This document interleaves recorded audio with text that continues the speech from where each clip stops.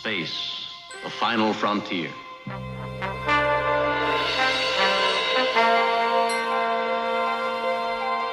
These are the voyages of the starship Enterprise. Its 5-year mission: to explore strange new worlds, to seek out new life and new civilizations, to boldly go where no man has gone before.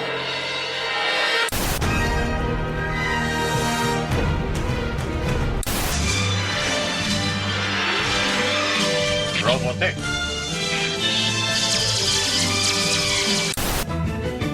Come on now and set sail for the future.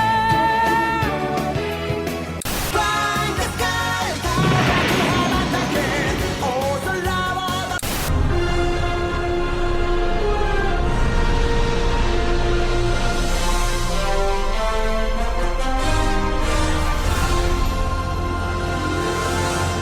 Hello and welcome to another episode of the Cellcast, the animated series. Joining me today is a man who, well, he always feels like he has to do everything himself. Welcome, Jacob. You're not kidding in some capacities. Why, thank you. Let me introduce our co-host, a man who, I think if he sees another koala, he might go mad. Welcome, Drew. Why is he smiling? What does he know? Actually, this has become the fun thing to watch for because we did see a regular koala in the last episode. True. So, yeah, today we are, of course, doing Star Trek Lower Decks season 4, episode 3. I got confused. In the Cradle of Vexilon. Yes. Or Vexilon. I'll say it correctly in a minute. This episode was written by Ben Waller and directed by Brandon Williams. In this episode, Boimler leads his first away mission on an alien megastructure. In this episode, we have guest cast Phil Lamar as Dirk and Waddy Mail 1. Really? Yeah, Phil Lamar. Yeah. He's been on the show a bunch of times. Yeah, I know. I love Phil Lamar. He's a really good voice actor. Oscar Montoya as Vexilon. Charlotte Nickdow as Meredith, and Nolan North as an additional voice. Oh. He's apparently an extra on this show because he's on like every episode, but nothing is ever credited to him for some reason. Okay. Trivia for this episode. This episode explores a common trope across the series of a character who must get comfortable quickly with commanding others who is not used to being in that situation. Other examples of this include Spock in the Galileo 7 and Worf in Starship Down. The anomaly storage room aboard the Cerritos includes a Vulcan Lurpa.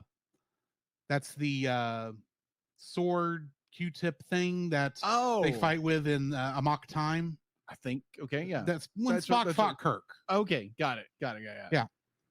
The Nomad probe from the Changeling, a Romulan cloaking device from the Enterprise incident, a generic Klingon Batleth that may or may not be the sword of Kahless, a Betazoid gift box, last seen in Haven, and a device that seems to function similarly to the Catan probe from the Inner Light, and of course the Wadi Chula game from Move Along Home. And there again, I don't know. I mean, like, all I know is like this guy. He saw it. Is like, oh my gosh, I'm geeked out, and I was like, what the what? It was a simultaneous. Oh, it's that thing. Oh no, it's that thing. I'll explain more on that anyway. Yes. Rutherford speed runs through all the chops of the Chula seen in Move Along Home, implying that he makes all the exact same moves as Quark does in moving through the game.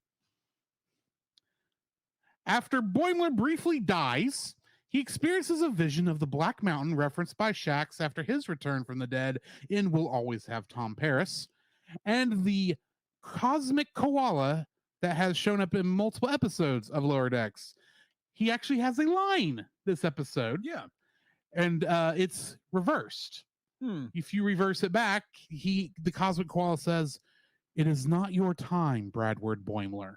Well, obviously, he goes back to life. The black and white zigzag floor of the Black Mountain Chalet and the backward-speaking koala is a clear homage to the Red Room in Twin Peaks. This is the 4th episode of Lower Decks not to feature an opening teaser, making Lower Decks the series with the highest number of teaserless episodes. Corazonia is Star Trek's first ring world planet. Mm-hmm.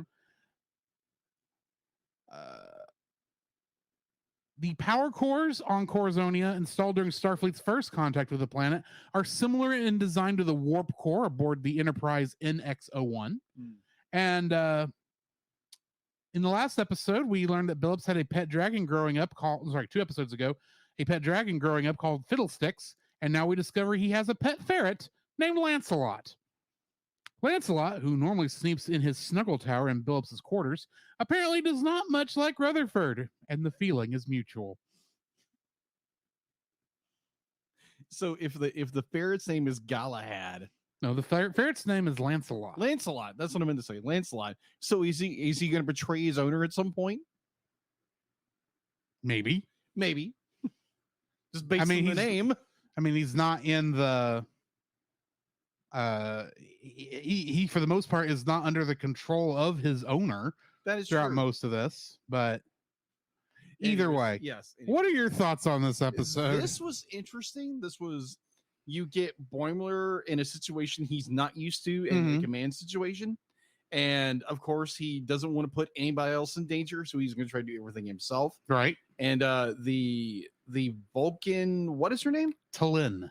It's just like trying to tell him, it's like let these guys do the job because that's what they're here to do. But Boimler is just like, no, be like, let me do it. Be like, I can do it faster. I can do this and this and these, having to learn to like trust in other people. And I enjoy that. Be like, because for once, this is more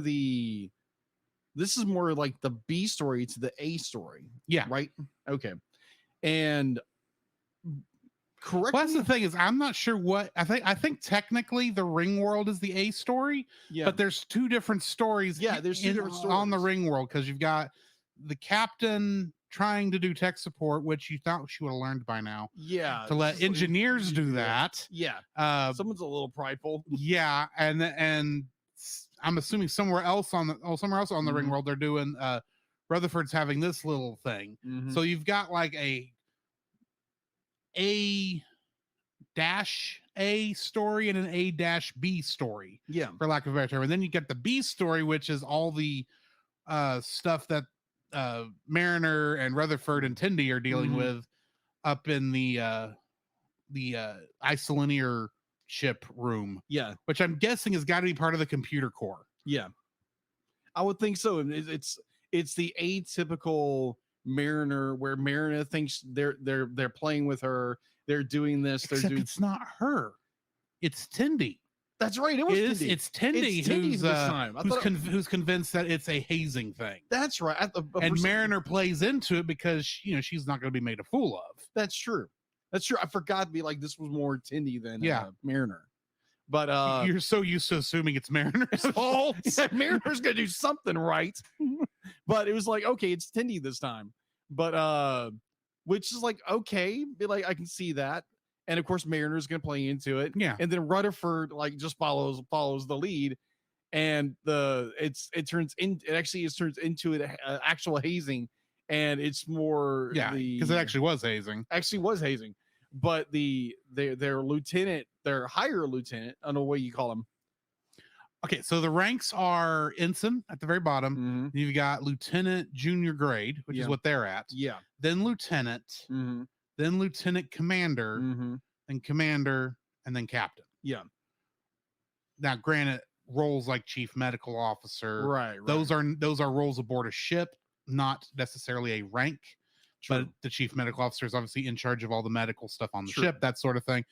And technically, a commander can be the captain of a ship and still not be at the rank of captain.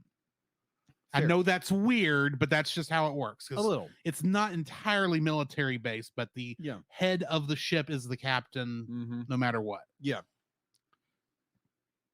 So it'd be like, unless an admiral's on board. Yes, I do find it interesting that we're getting into the normal hijinks that the show does, that the characters are they are convinced something is going on, which most of the time nothing is really going on. They're just paranoid, or there's like fear kicking in. This is the first time these characters who are basically red shirts one of them actually gets killed for a half second. Yeah. So it's like, huh? They're so they can die. Yes. They might still be brought back because this is not your time, Bradward Boimler. Oh my gosh. But overall, I think this was a really good episode. It gave Boimler a good lesson to learn. Mm-hmm. And yeah, he gets blown up, he gets killed for a second, which I was like, oh my gosh, they actually killed Boimler. And it was like, oh, they brought him back. It's like, oh, okay. You know, it's sci-fi Star Trek stuff. Which I will say this, Star Trek, Gene Roddenberry, who created this, was an atheist and he was a humanist. Mm-hmm. So in most Star Trek says when they are actually dealing with religion, it's usually about debunking the religion, right? Yeah. Or if there is other religions in there, it's not always about that, because Deep Space Nine did have, the Bajorans had their religion with the prophets and all that, living in the Celestial Temple, aka the wormhole. But that was after Gene Roddenberry had already passed.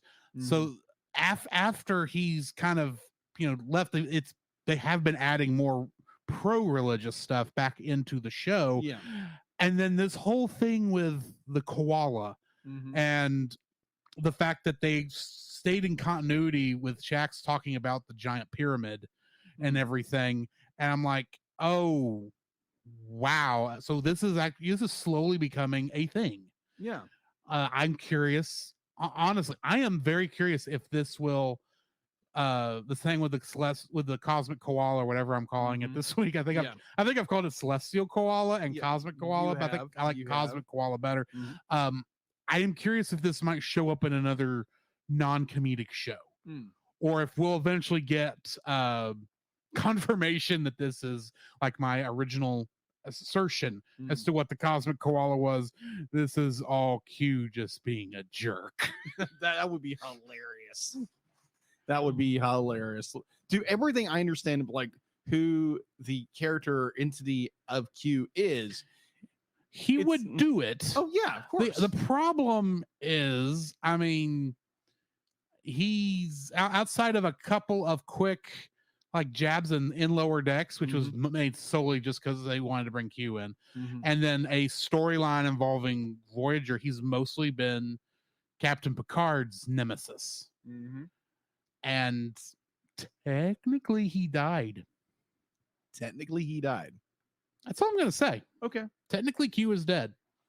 Like presuming a Picard. It isn't Picard. I won't say when. Okay.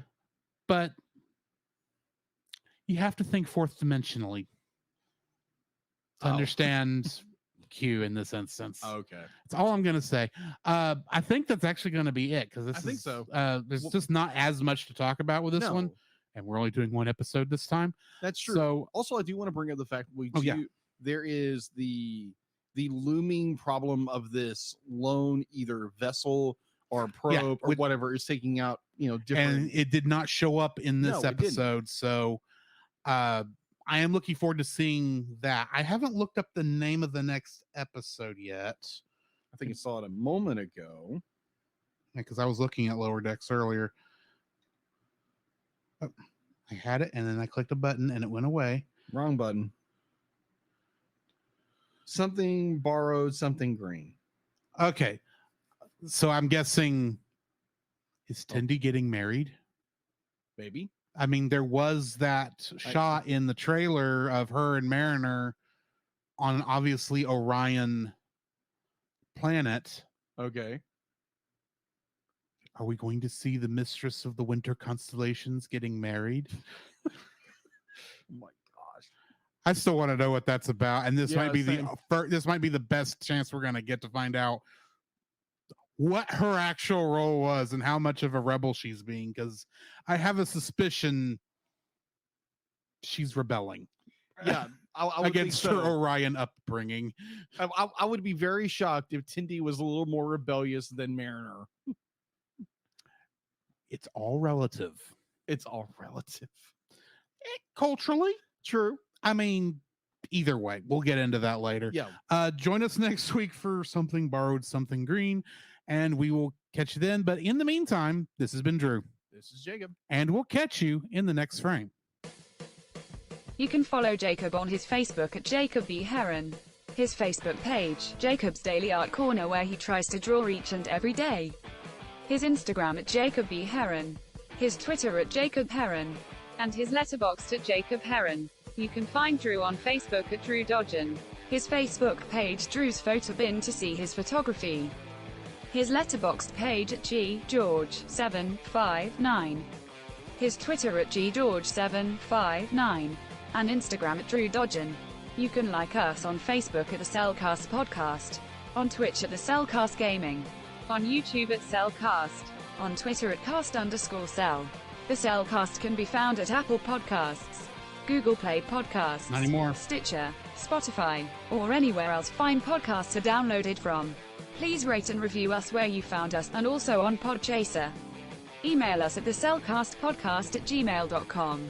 The Cellcast is a proud member of both the Pop Americana and Culture Box media networks. For more information, please see the link in the description. Our theme song is Drop and Roll by Silent Partner. And remember, that's Cell with a single L.